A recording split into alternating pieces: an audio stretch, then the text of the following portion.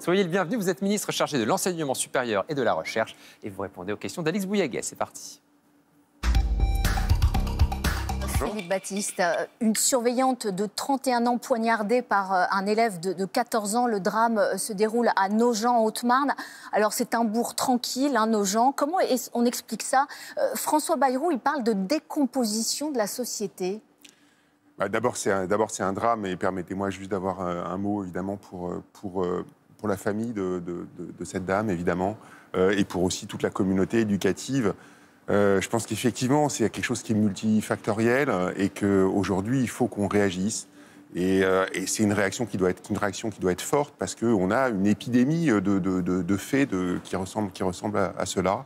C'est probablement un mélange de choses. Je pense qu'effectivement, le rôle des réseaux sociaux, ça a été souligné par le président de la République hier, est sans doute important. Il faut qu'on agisse. Est-ce qu'il faut expérimenter les portiques de sécurité dans les collèges et les lycées? Bien sûr, je pense que ça fait partie des choses qu'il faut mettre en place. Des outils, c'est pas les seuls. Je pense que l'interdiction aussi de toutes les armes blanches aux mineurs, je pense que ça c'est aussi, effectivement, on va dans la bonne direction. Il faut aussi travailler sur la prévention, il faut aussi travailler sur l'identification. Je pense qu'il faut aussi être honnête et franc vis-à-vis des Français. C'est-à-dire qu'il n'y a pas une mesure qui va tout régler d'un coup. C'est bien un plan global sur lequel il faut qu'on travaille. Dans votre secteur, ces fameux portiques de sécurité, est-ce qu'on peut imaginer des portiques de sécurité aux entrées des universités? On peut l'imaginer, mais alors, Dieu soit loué, on n'a pas ce genre de difficultés aujourd'hui dans les universités. Mais après, ça pose évidemment énormément de problèmes, extrêmement pratiques. Ça veut dire qu'installer des portiques de sécurité, vous voyez quand vous passez l'aéroport, le temps que ça prend pour passer les contrôles, quand vous avez tous les étudiants ou tous les élèves qui arrivent au même moment, enfin, ça pose plein de difficultés. Je voudrais dire qu'on a déjà des contrôles, y compris dans les universités. C'est les présidents d'université qui pilotent effectivement ça. Quel type de contrôle? Est-ce qu'on peut procéder à des fouilles? Il y a eu 600 contrôles des sacs dans les établissements scolaires depuis mars. Est-ce qu'il faut les généraliser? Est-ce qu'il faut les généraliser aussi à l'université? Et est-ce que les chefs d'établissement d'université peuvent avoir ces autorisations-là? Alors, ce sont eux, évidemment, qui ont les pouvoirs de police. Ce sont les présidents d'université qui ont les pouvoirs de police sur leur campus. Mais après, s'agissant de manière générale des établissements de l'éducation, les généraliser, ça veut dire les faire de manière systématique. Vous comprenez bien les difficultés pratiques à quoi ça mène. Je veux dire, il n'y a aucun établissement dans le monde qui fait ça de manière systématique. C'est souvent des choses qui sont des contrôles aléatoires, des contrôles qui permettent effectivement de réguler. Mais encore une fois, ce n'est pas la seule mesure. Je pense qu'il faut aussi arriver justement à identifier les élèves qui sont en souffrance. Et ça, il y a un vrai travail à mener avec la communauté éducative. Justement, vous parlez d'élèves en souffrance, on parle beaucoup de santé mentale. Est-ce que c'est aussi un angle mort, cette santé mentale, au sein de l'enseignement supérieur? Alors, c'est l'une des priorités. Donc, on a une très forte mobilisation aujourd'hui des universités, mais aussi des établissements de santé qui sont autour. Beaucoup d'établissements de santé ont été ouverts au sein des universités pour accueillir justement effectivement des premiers points de contact pour les étudiants qui sont en souffrance psychologique. C'est un phénomène, Mais ce n'est pas une démarche proactive, c'est-à-dire quand on repère un étudiant, on peut l'amener à suivre un process? En tout cas, on peut l'encourager, on peut l'amener la plupart du temps, c'est une grande souffrance aussi de la part des étudiants qui souffrent de ça. Il y a tout un ensemble de programmes qui sont mis en place, et en particulier d'autres étudiants qui sont là, des ambassadeurs, qui vont aller chercher, qui vont aller présenter des dispositifs à des étudiants qui sont potentiellement en souffrance, et pour les amener jusque à l'infirmière ou aux médecins qui vont pouvoir aider derrière. Et donc cette étape de relais, elle est vraiment importante. Les souffrances psychologiques aujourd'hui dans la jeunesse, elles ont beaucoup augmenté. On l'a constaté post-Covid. Et alors tout le monde s'est dit que c'était lié justement au Covid, mais on voit que ça n'est pas retombé. Et donc c'est un vrai phénomène de société. Il faut qu'on se mobilise sur cette question-là. Un mot sur ces universitaires, notamment des spécialistes de l'islamisme qui vivent sous la menace, qui sont harcelés, qui, pour certains placés même sous protection policière. Ça se passe en France, mais ça se passe aussi ailleurs en Europe. En France, ce phénomène, il est de quelle nature et surtout de quelle ampleur? On parle de combien d'enseignants? Alors, ce qui s'est passé, il y a eu quelques faits qui sont totalement inacceptables. Totalement inacceptables. Il est intolérable que, par exemple, un enseignant-chercheur, comme ça s'est passé à Lyon, ne puisse pas faire cours et soit interrompu par des individus qui déboulent dans son amphithéâtre masqué. C'est inacceptable. On sera extrêmement ferme. Des plaintes ont été déposées. Et je veux dire, et ça, c'est intolérable. Ça concerne combien d'enseignants? Ça, c'est intolérable. L'antisémitisme, c'est intolérable. On sera absolument intraitable sur ces questions-là.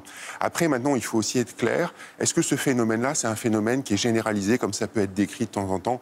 La réponse est non. Je veux dire, aujourd'hui, oui, il y a quelques endroits où c'est parfois difficile, quelques départements, dans quelques universités. Mais l'université, aujourd'hui, en France, c'est quoi? C'est 3 millions d'étudiants qui sont dans le supérieur. C'est 75 établissements, 75 universités, 300 écoles d'ingénieurs, 200 écoles de commerce. Donc, on est en train de parler de masse considérable. Donc, oui, il y a quelques endroits où c'est compliqué, parce qu'il y a des gens qui sont extrêmement politisés, qui sont très actifs, avec un engagement militant qui est extrêmement fort. Mais c'est ceux dont on entend parler régulièrement. La Seine-Saint-Denis. Non, alors j'allais vous dire, quand je disais les départements au sein des universités, j'ai pas été clair, c'est-à-dire que c'est au total, on est en train de parler de quelques centaines ou de quelques milliers de personnes dont on entend beaucoup parler. Ça peut être de temps en temps à Sciences Po, de temps en temps à Lyon 2, de temps en temps à Rennes, etc. Et on en entend beaucoup parler, et c'est normal, on est extrêmement attentif, mais est-ce qu'aujourd'hui l'université est gangrénée par l'islamo-gauchisme, comme je peux l'entendre? D'abord, le terme islamo-gauchisme ne correspond à rien, et la réponse est non.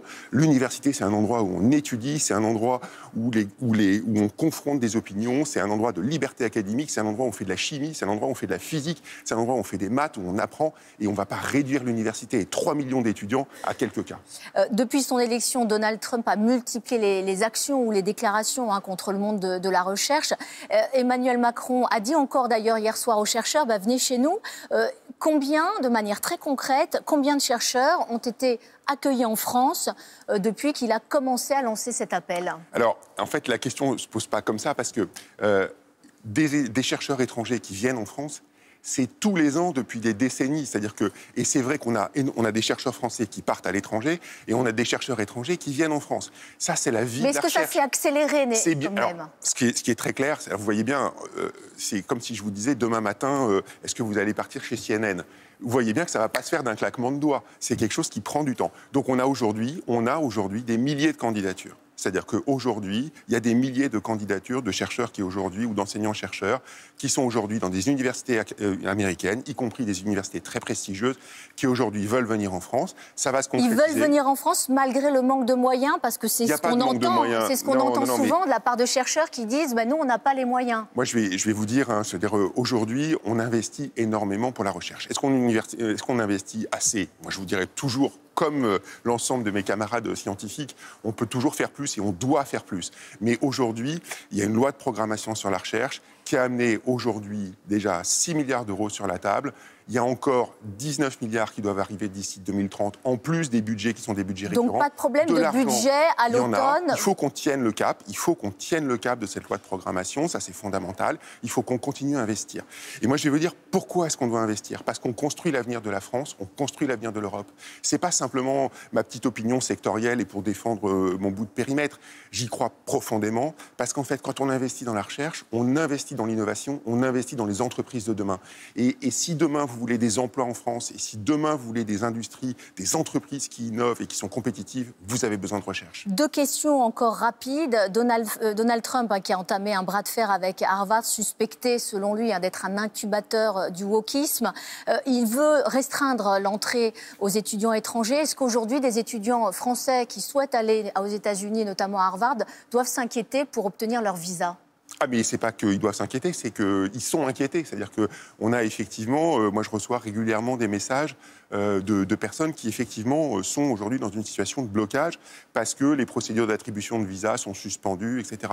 Donc c'est très concret. Donc c'est très concret, on navigue à vue. On n'est pas en train de parler de dizaines de milliers de personnes, ce sont des petits nombres. Et donc je l'ai déjà dit, mais je le redis encore une fois, nous trouverons des solutions évidemment pour les étudiants européens qui seraient empêchés à un moment ou un autre. On trouvera des solutions ad hoc. Et donc effectivement, on se saisira des dossiers pour leur trouver des solutions en France, en Europe. Dernier mot, Salon Vivatech qui ouvre aujourd'hui le rendez-vous des professionnels professionnels de la tech et de l'innovation. C'est placé cette année sous l'IA. Les Français sont inquiets, hein. Beaucoup d'entre eux redoutent un peu cette intelligence artificielle. Je comprends parfaitement, c'est une source d'inconnu, c'est parfois vertigineux, mais c'est aussi une source de croissance extraordinaire. Et donc c'est aussi une source d'opportunité. N'ayons pas peur, il faut y aller. Derrière, c'est ce que je disais tout à l'heure, c'est la recherche, c'est l'innovation, c'est les emplois de demain. Et la question n'est pas tellement de se dire comment je me protège de l'IA, parce que ça n'existe pas. Je veux dire, personne ne s'en protégera. C'est comment est-ce que j'utilise cette opportunité extraordinaire pour créer de la richesse, pour créer de la valeur, pour transmettre du savoir, pour transmettre des connaissances et faire de nos sociétés une société qui soit une société inclusive et dans laquelle on soit heureux de vivre. Merci beaucoup.